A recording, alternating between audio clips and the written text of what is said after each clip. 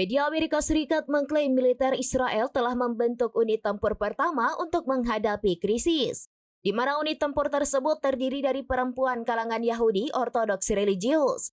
Diketahui kalangan ini merujuk pada komunitas Yahudi Ortodoks yang sebelumnya dikecualikan dari wajib militer di Israel.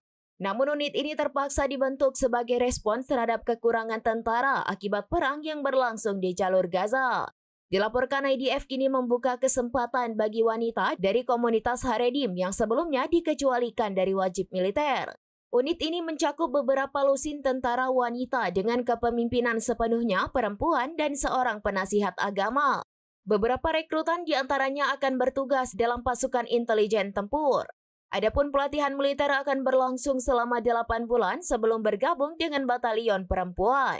Kehadiran unit ini menandai perubahan besar dalam kebijakan IDF terkait perang perempuan di militer. Mengutip Tribunnews.com pada Rabu 25 Desember 2024, sebelumnya Yahudi Ortodoks percaya bahwa perempuan tidak seharusnya terlibat dalam pertempuran. Namun kekurangan personel akibat perang panjang mengubah keputusan tersebut.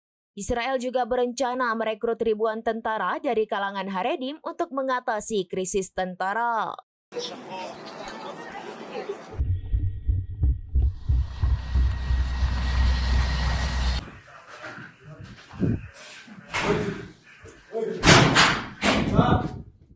Download Tribun X sekarang, menghadirkan lokal menjadi Indonesia.